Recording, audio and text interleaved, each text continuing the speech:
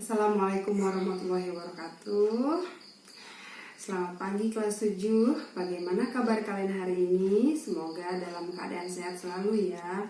Oke, minggu ini kita masih melanjutkan pembelajaran daring kita, belajar dari rumah, karena pemerintah memperpanjang masa belajar dari rumah kita ya. Semoga wabah COVID-19 ini segera berlalu sehingga kita bisa belajar di sekolah seperti biasanya. Oke, hari ini kita akan belajar tentang arti penting daerah tempat tinggal dalam perjuangan berdiri dan mempertahankan NKRI.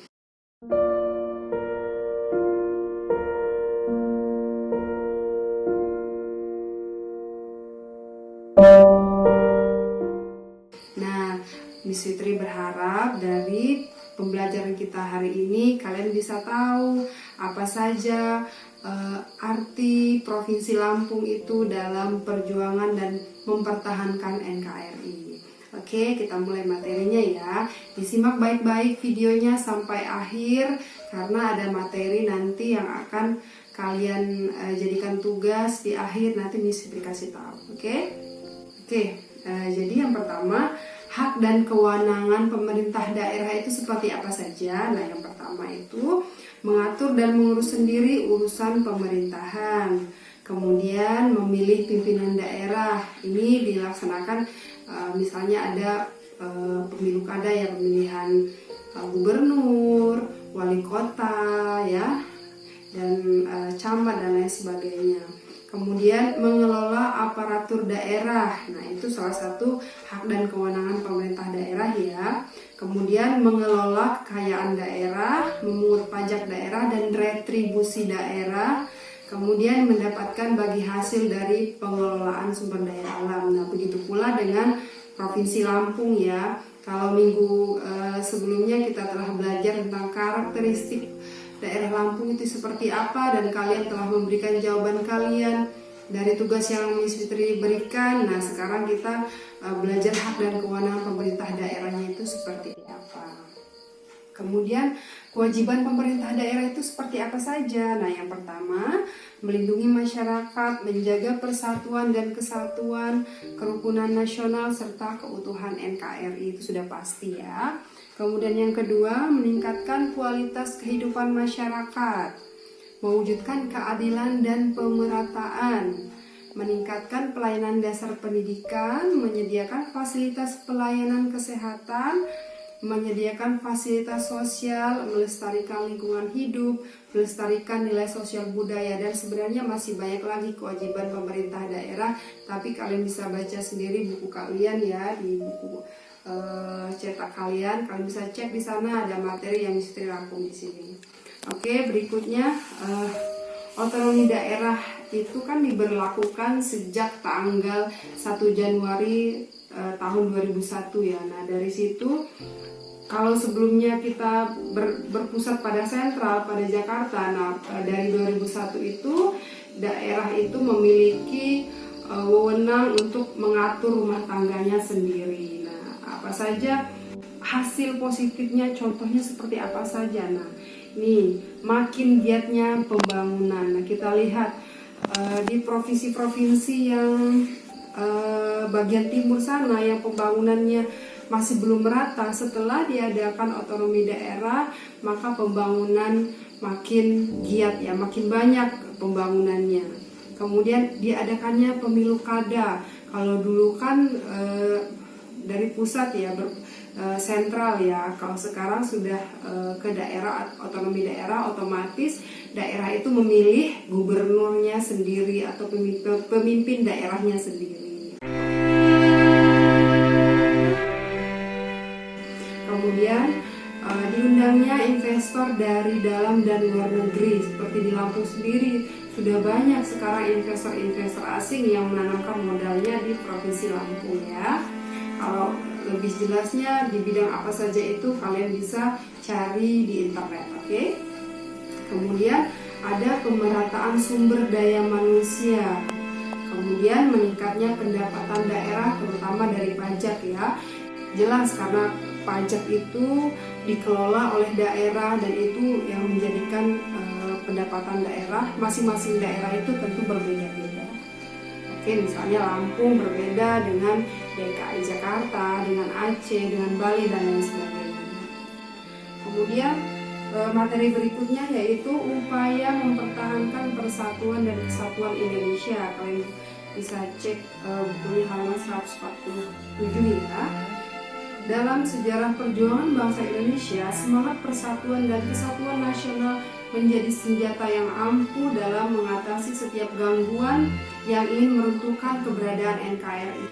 Beberapa gangguan yang pernah merongrong kedaulatan NKRI adalah sebagai berikut, yaitu pada awal kemerdekaan seperti ada berbagai perlawanan rakyat di berbagai daerah, antara lain pertempuran Surabaya tanggal 10 November 45, Ambarawa tanggal 15 Desember 45, kemudian Medan Area tanggal 13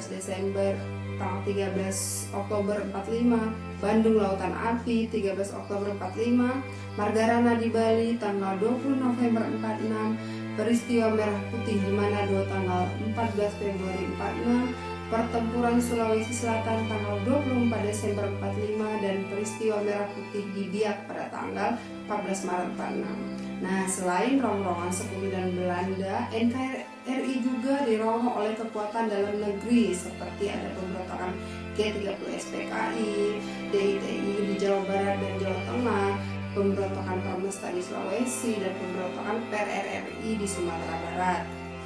Nah, berbagai ancaman dan gangguan yang dapat menghancurkan keutuhan dan keselamatan NKRI itu harus kita waspadai. Seperti apa saja ancamannya? Yang pertama adalah terorisme. Terorisme itu yaitu kegiatan yang menimbulkan keresahan dan kekacauan dalam masyarakat. Terorisme dapat datang dari luar negeri atau dalam negeri. Yang kedua, agresi dari negara lain, yaitu kegiatan yang mungkin dilakukan oleh negara lain untuk menguasai wilayah Indonesia. Kemudian yang ketiga ada gerakan separatisme, yaitu kegiatan yang dilakukan oleh sekelompok masyarakat di Indonesia yang ingin memisahkan diri dari negara Indonesia. Seperti kalau di Aceh itu namanya ada GAM ya, Gerakan Aceh Merdeka. Kemudian ada gerakan-gerakan yang lain yang kita tidak tahu seperti apa gerakan separatisme itu. Kemudian yang keempat ada aksi radikalisme dan konflik komunal, yaitu kegiatan yang menimbulkan kekacauan dan kerusuhan karena latar belakang agama, suku, ras, atau ideologi tertentu ya. Kemudian yang kelima, kejahatan lintas negara seperti penyelundupan senjata, narkoba, imigran gelap, dan lain sebagainya. Nah, kejahatan lintas negara seperti narkoba, perdagangan organ-organ tubuh yang sekarang sedang marak-maraknya itu merupakan ancaman juga yang dapat menghancurkan keutuhan dan keselamatan NKRI ya. Itulah hal-hal yang harus kita waspadai.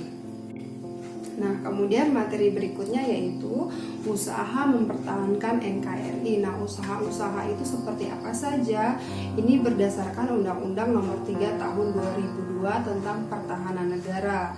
Ya, tentang upaya bela negara, yaitu dapat dilakukan dengan cara, ada 4 caranya ya. Yang pertama, pendidikan Pancasila dan kewarganegaraan. Mengapa pendidikan PPKN ini penting? Karena dengan belajar Pancasila dan kewarganegaraan, maka kita belajar tentang ideologi negara kita dan bagaimana menjadi warga negara yang baik.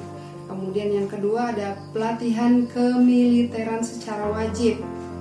Kemudian yang ketiga, pengabdian sebagai prajurit TNI atau Polri secara sukarela atau wajib.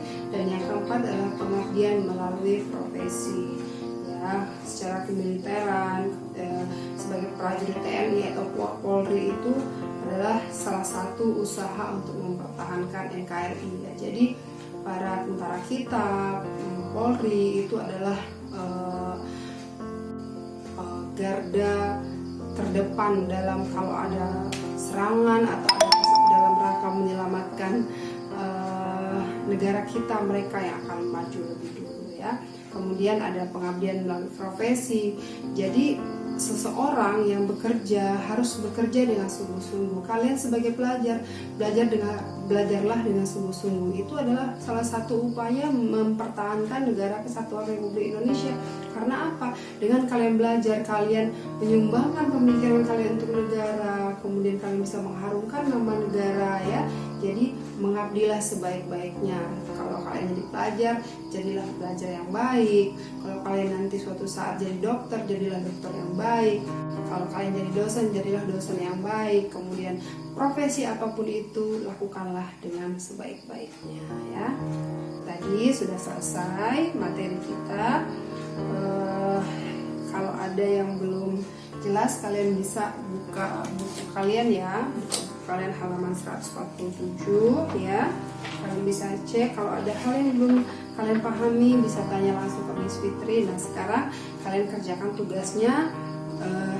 Tugas yang pertama, apa yang dimaksud dengan negara? Kalian jelaskan, jabarkan ya, menurut pendapat siapa, kemudian atau dari buku apa, kalian jelaskan ya. Kemudian yang kedua, tuliskan 4 upaya bela negara berdasarkan Undang-Undang Nomor 3 Tahun 2002. Tadi sudah Miss Fitri bahas ya, anak kalian tinggal tuliskan lagi.